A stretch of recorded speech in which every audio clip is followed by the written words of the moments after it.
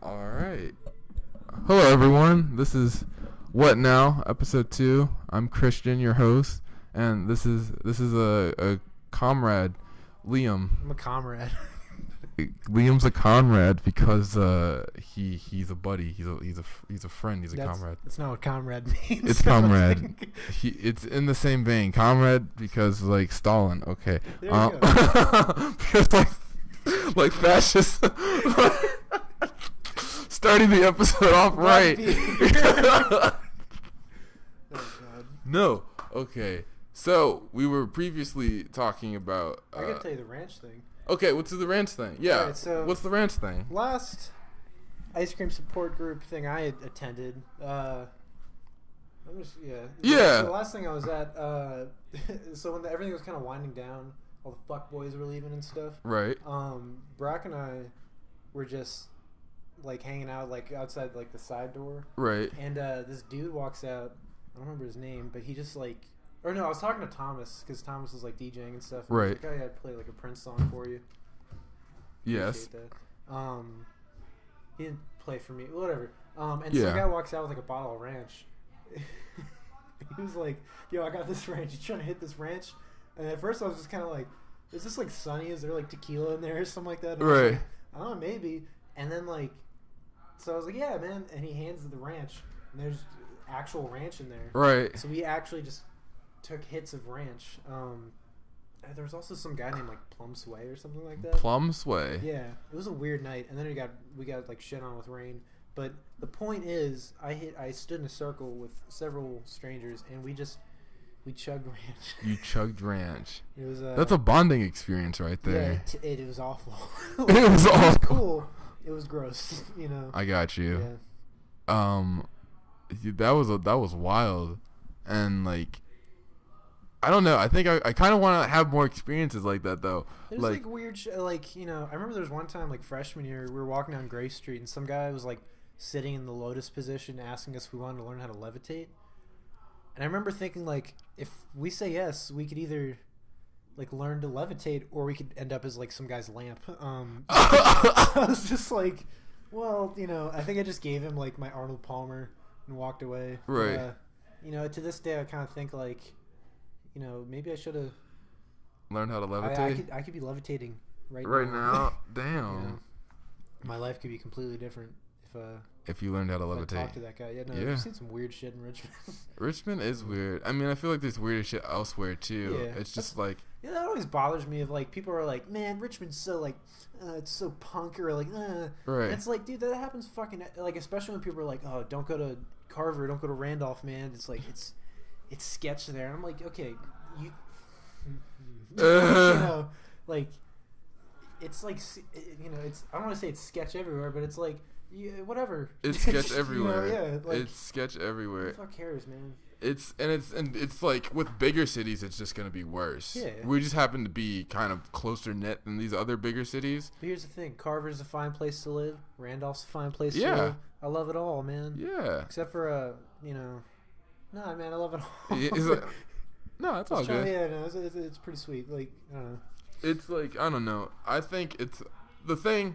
Like, I have no problem with major city. Like, obviously, a certain amount of like just not being social allows me to say that because I'm just like I stay inside all the time. Yeah. It's like Richmond is kind of like it's chill. Yeah. Like it's not like the most bumpin' city, but you can enjoy being outside. It's a low-key city. It's a low-key city, and I wish it wasn't. Yeah. Because then you would see more stuff happening, and that's all you can ask for. Something in a position where you're like, well, it's not really cost effective for me to move. So what's the best thing? I wish it was just like it just happened to be a place where stuff was popping. I remember in high school, people would always be like, "Yeah, man, like I'm gonna move to New York and do something," and I'm like, "How are you gonna pay for that?" Like, right? Like I would love to do that too. Can't do it though. I don't want to like kill anyone's dreams. Do what you want, people. Do what you want. Actually have a plan or figure it out. Stay safe. Do it within your means. You know. Yeah. However, hard work can get you anywhere. This is true. Did I tell you? So, my mom. Lovely mom. Love my mom. You know, came to this country not knowing any English. Right. She just taught at GW yesterday. Really? Shit blew my mind because I didn't know about it until like a couple days ago. But it's like, you know, hard work. You know, I don't want to say it can get you anywhere because you know some people just you're kind of born into a shitty situation sometimes. Right, but hard work can get you out of that sometimes too. Yeah, you know, hard work can get you places. It can get you places. You know, definitely don't sit around. That's what I remember. If you know, from my perspective, I was in Nova as the ice cream support group stuff was starting. Right. And like, I remember because like I was like, oh my god, he's doing it because like because there's that time we saw Cloverfield and we were sitting in the car. I think it was the first time we discussed how people don't really like Gucci Mane, even though. Yeah, we talked for like 3 hours at night until like 2 a.m. We're gonna have to jump on that in a sec, but no, and you talked about like it'd be cool if we just had a party where people ate ice cream and hung out, and I was like, that would be cool, wouldn't it? Yeah. And then like a month later, it's like, hey, you want to come to this party where we have ice cream or hanging out and stuff? But the important thing is. I don't think as many people like Gucci Mane as they say. That's very true. Sorry, I don't want to burst anyone's bubble. Don't be fake like that. Yeah. I don't think it's not good to be fake. Just be honest. Yeah, it's fine if you listen to emo music. You don't have to try to like cut through that with trap music. Like if you like trap music, fuck yeah, man. Awesome. But it feels like people are pretending to like, you know, like, man, I love the XXL class, man, like Davies. But what do you actually gain from that? Yeah, like that's the thing. Like I don't know why, because like I said. You know, there's no need to name names, but there are plenty of people who it's like, do you really like... Right. You know, and it's like, but there's nothing to like, just like, I don't know, I never got why people just feel a need to like, I mean, it's like putting on airs or whatever, like, I don't know, like, and that's not to say like I haven't like tried to fit in or try to like go against the grain or whatever, but it's just like, dude, like, you don't have to, you just, music at least, like, just listen to what you want, because that's like the one thing... That's one of the only things in life where it's like no one can tell you what you can't listen to. Right. Like you can listen to literally whatever you want. Exactly. So don't try to pretend like, you know. And that's like I said, there's probably plenty of people who enjoy a good Merzbow album and then also enjoy like a good Future album or something. Right. But, like, I do feel like there's a lot of people who are kind of just like, you know, I don't know. Right. I don't know a lot of things. I'm not a smart person. That's okay. Hold on. Let me check something really quickly. That's the moral of the story. We know nothing. No one knows anything. Alright, cool. Just making sure. I'm always paranoid about it. Not recording. But no, it's like none of us know anything, right? Yeah. And it's not I don't think it's helpful for us to pretend like we do. I think you know that's what my project was about. It's just like we are all almost like we're all on the same level, you know? And also in terms of hard work and stuff, that shit was I don't think I've actually seen you in person since it dropped.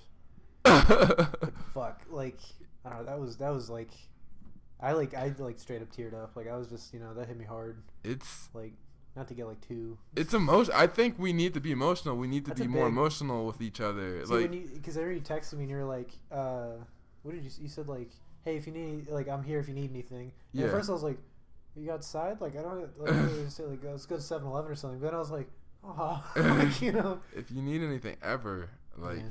I don't know. I think we just need to be more open with each other. It'll just make us feel better, you know. And I feel like people who are close, like they do that.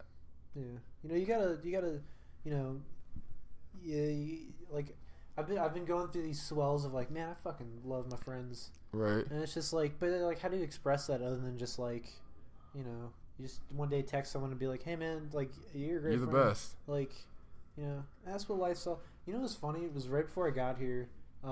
Andrew WK, like the party guy. Yeah. He was doing like a live Q&A on Consequence of Sound, and I was like, "Yo, Andrew, like, what's the meaning of life, man?" And he was like, "Let me tell you something." And he was like, "The whole thing is that we don't have to know." He's like, "You know, actually, I was talking to Christine about this because, like, what the fuck were we talking about? I was talking about how I don't want to know what a key grip is, like on movies. I do now, and it really bummed me out. But I don't want to know because there's always got to be that little bit of like, you know, I'm never gonna know what a key grip is. I'm never gonna listen to Once Upon a Time in Shaolin. Like I'm never gonna. And that's not a bad thing because you gotta have these little mysteries in life to kind of keep you like keep your brain flowing and kind of keep you going. Like, right. So what he said is like. I think the meaning of life is to not really know, like, kind of, it, like, lingers in mystery. It's like, right. You know, I don't really know what the meaning of life is. And he put it, like the analogy he said was like if you have the carrot in front of the rabbit, if the rabbit catches the carrot, it'll be well fed, but it won't keep going after that. Whereas if the rabbit's always chasing the carrot, it'll always keep moving. Right. And keep trying to figure out. Part of why I'm like doing religious studies was because I was like, like maybe it'll like kind of like expand my horizon. Like maybe I'll like look at the world in a different way. Right. It's kind of just made me think like, man, I gotta like, I gotta do shit. I gotta love people. And You gotta stuff, experience life. I don't know if you're watching this. I fucking love you. Like, I love you as well. Yeah. Thank you so much for watching. Yeah. Yeah, I mean, I think I love the mystery is what keeps us going. And knowing that something might change is cool too. Knowing that I might fail is cool too. Like I wanna be able to like just go to LA for a little bit and like not like have my life all fucked up or whatever, but at least be like fucked up my life. I'm in LA, I have no money no more. I'm out on this but like I want to be able to have new experiences, because I think that's important for everyone to sort of just. So we're gonna be using this mic. The podcast is over.